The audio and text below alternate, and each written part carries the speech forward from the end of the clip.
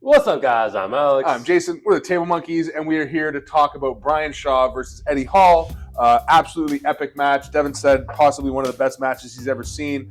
I was losing my mind during it. I was super skeptical going into it. Yeah, it was such a great match, and I think the impact that it's going to have on arm wrestling in general is going to be amazing. Yes, hopefully. Yeah. We'll see what happens in the future if these guys continue to take arm wrestling seriously.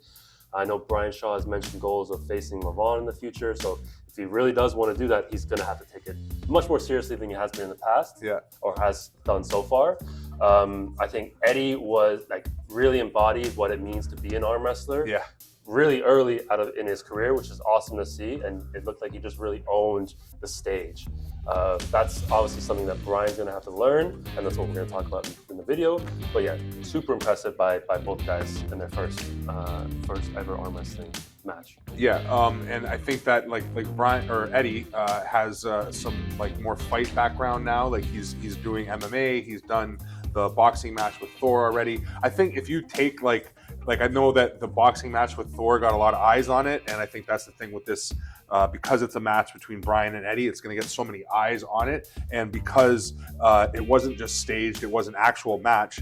There, actual arm wrestling came into play, who was able to climb better, the controlling center of table, all these actual arm wrestling things, or scenarios came into play in this match, where if it's a staged match between two WWF guys, that's has no bearing on actual arm wrestling. This actually had bearing on real arm wrestling, which I think is really cool.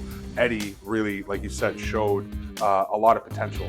He said he will consider, he wants to maybe pursue it a little bit more. He's got the fight coming up, and then he wants to get ready for bodybuilding, and he made a point that maybe while he's getting ready for bodybuilding, he could be arm wrestling as well. But he did say that he definitely felt a bit of bug from it. But I think just based on that first performance, if I were to pick somebody to put my money on, if they were really going to dive into the sport hardcore, I feel like Eddie is actually way ahead of Brian, even though he lost. Excuse me. Match. Brian has the strongman problem. He's obviously a strongman, but I mean, him being so strong means that there are very few people that he can arm wrestle with that are going to challenge him to the point where he now has to fight losing position, or he has to fight to actually win the match. He can usually just overpower people.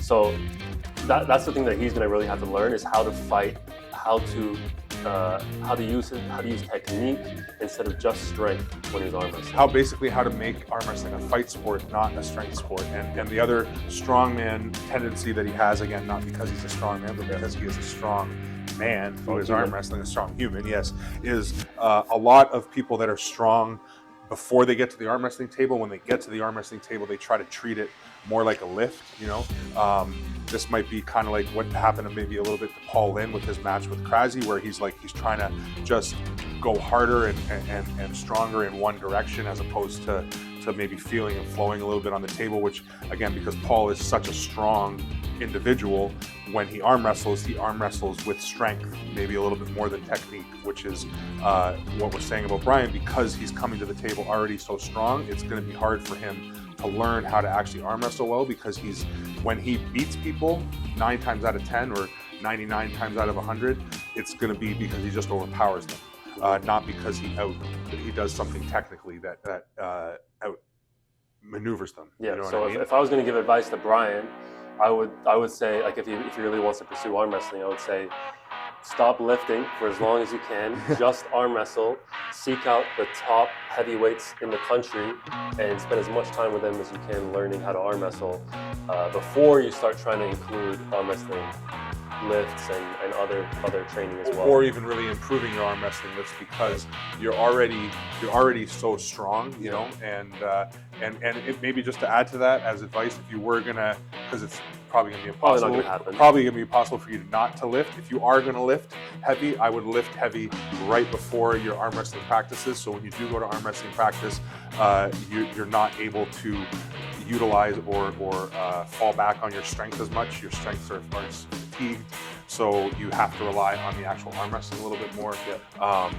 Because the big thing, like I think if you look at the gap, if your goal is Levan, if you look at the top 10 super heavyweights in the world, if you look at your gap to them, like Brian's gap, I'm speaking to Brian now, if you look at Brian's gap in strength to those guys, other than a few very specific arm wrestling lifts, if you take any measure of strength you can imagine, even grip strength, he probably dominates all of the top 10 heavyweights, and I'm including Levan in that. Again, other than specific arm wrestling lifts or maybe a strict curl. And I think that with what Brian can do with atlas stones and farmer's carries and all, and what's this one called, the weight, the Olympic carry or something, whatever it's called, the carry that they do like that.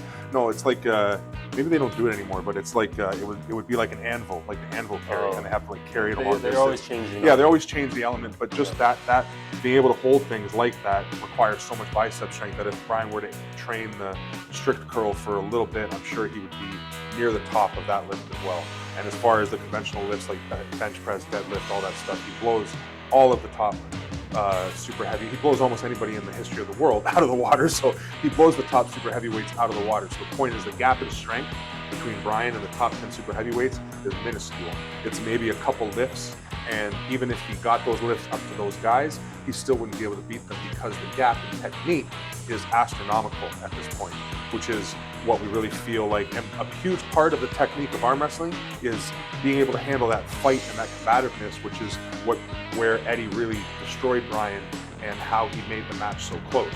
And which is why we feel like, or at least I feel like he might even have more potential, because that part of the sport is hard to learn and to teach. It's something that some people have, something like Levan, for example, from all his, fighting history, being military and all that, like he has the ability to treat the sport like a fight at a level that almost nobody else can deal with, which is why he destroys people in that aspect on the table, right? And then makes the actually beating them in the strength of arm wrestling a whole secondary thing because he's beat them down mentally so bad.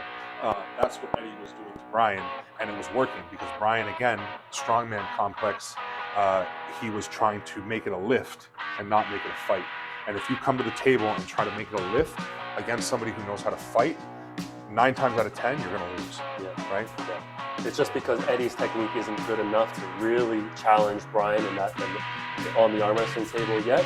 Just because then Brian is obviously that much stronger that Brian was able to win. But give Eddie a couple more months in training with some high level guys, and he probably would be Brian. Yeah, to make this point again about the gap in strength versus the gap in technique, I think that if you added 10% strength to Eddie, the result would have been the same. I think if you added 10% technique to Eddie, the result would have been completely different. Like Eddie would have beat Brian almost easily if he was just 10% better technique-wise. He had to just realized after that first match with the strap, in the second match to slip, he even notes it that he's trying to hang on, and he realizes when he was talking to Neil afterwards, totally realized what he did wrong, and that if he had it just rolled out, he would have got the strap and could have maybe made it 3-3 and then 4-3 and etc. Right? So he didn't need much of a difference in technique to, I think, beat Brian in that match.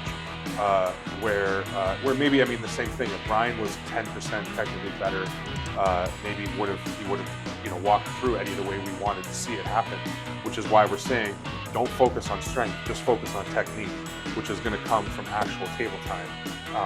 Because and like we said, meet with high-level guys and get a variety of different things. Because when you're just pulling with that same handle or a few different handles all the time, you then get to the table and you try to find that lift, and all someone has to do is make themselves feel awkward to you, and you're never going to find your power, and you're going to seem weak to somebody who's actually way weaker than you are. 100%. Yeah. So obviously we're hopeful that Brian continues pursuing arm wrestling and does something similar to what we're suggesting, where he focuses on technique and pulling high-level guys. And we'd also love to see Eddie compete again, right? Because he feels like he's a more true embodiment of arm wrestling, and having that spirit on the stage is going to be much more entertaining to viewers and to the sport. Yeah, the main thing with the excitement of them coming to the sport is the amount of views, the amount of eyes that they're going to get on arm wrestling. Yeah. If they want to get to the level where they're actually in that top 10 conversation and getting matches against guys like, you know, Hermes or Levan or Tally or things like that, or Artem or whatever, or Devin,